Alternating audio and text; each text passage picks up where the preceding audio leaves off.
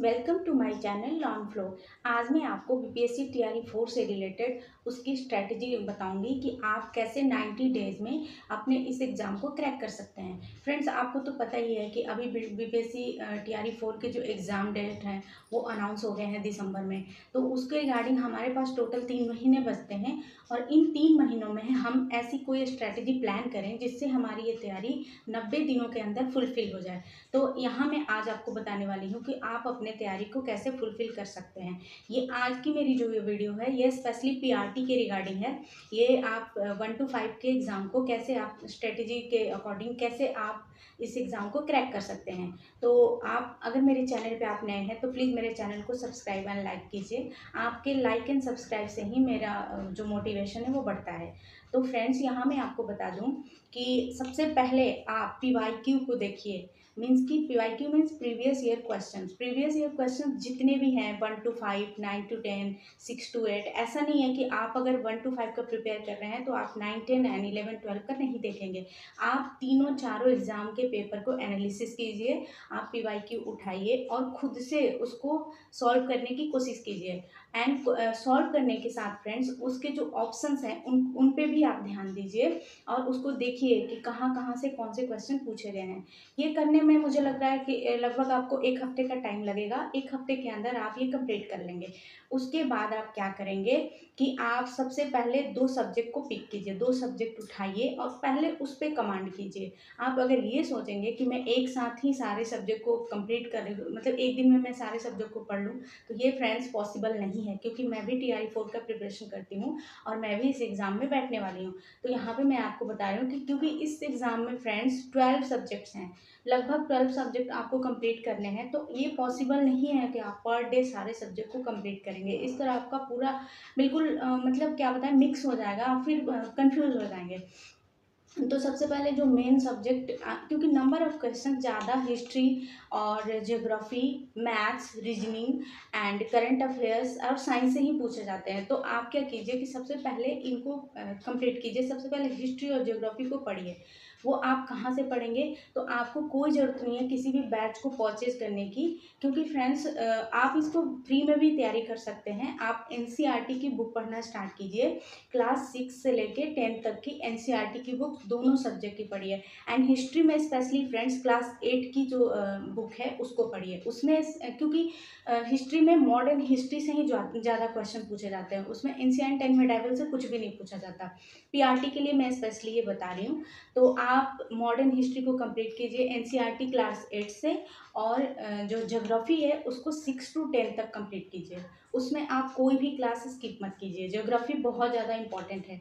Means कि maximum question PYQ में मैंने भी देखा है कि मैक्सिमम जो क्वेश्चंस हैं वो ज्योग्राफी एनसीईआरटी से ज़्यादा पूछे गए हैं।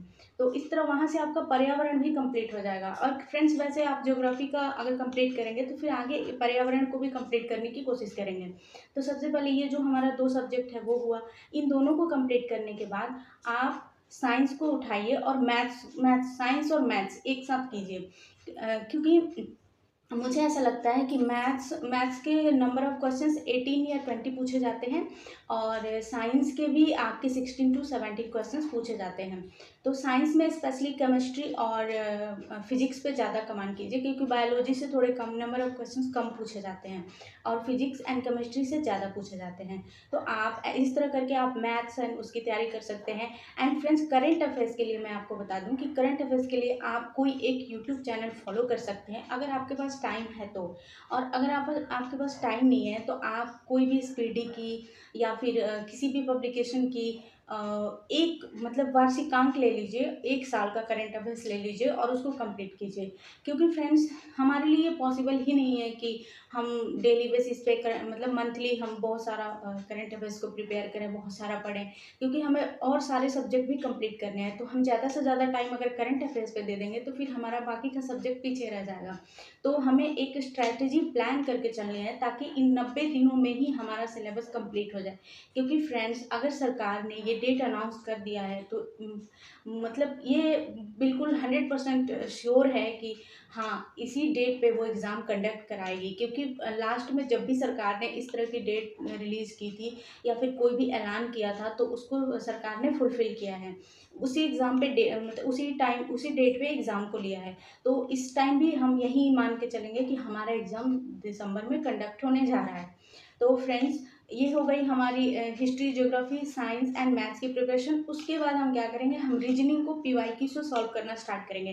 पीवाईक्यू एनालिसिस करने के बाद हमें खुद ही पता चल जाएगा कि कौन से टॉपिक से नंबर ऑफ क्वेश्चंस कितने पूछे जा रहे हैं।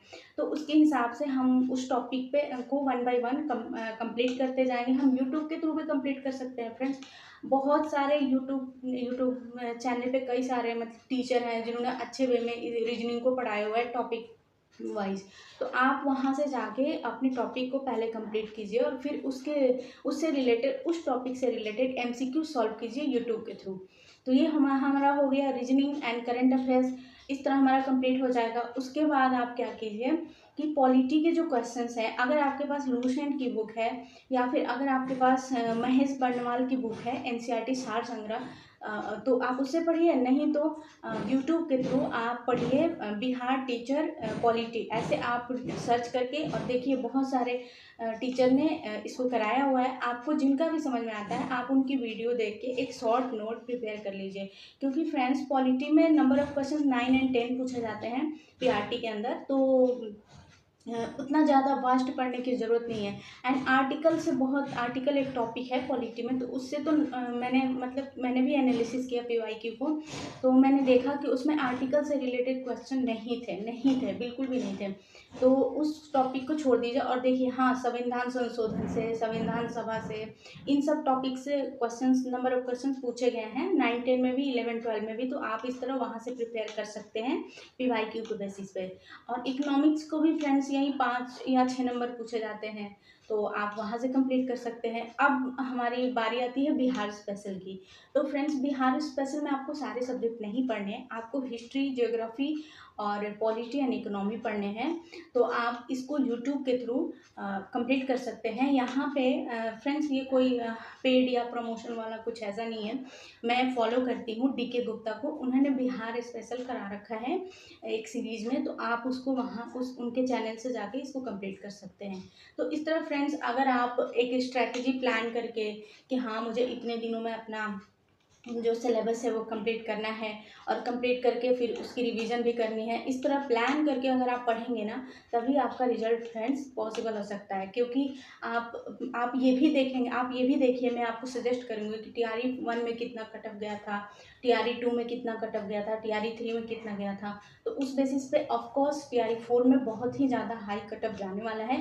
और इस टीआरई 4 का काफ़ी दिनों से फ्रेंड्स बहुत सारे कैंडिडेट प्रिपरेशन कर रहे हैं। तो फिर थोड़ा-सा मतलब इसको अच्छे वे में तैयारी हम अगर करेंगे, अच्छे से तैयार करेंगे, तभी हम सोच सकते हैं कि हाँ, हमारा एक सीट पक्का हो सकता है। अगर आपको मेरी ये स्ट्रैटेजी अच्छी लगती है, तो आप प्लीज़ इसको फॉलो कीजिए। एंड आप अगर मेरे चैनल पे नए हैं, तो प्लीज़ मेरे चैनल को सब्सक्राइब कीजिए एंड शेयर कीजिए।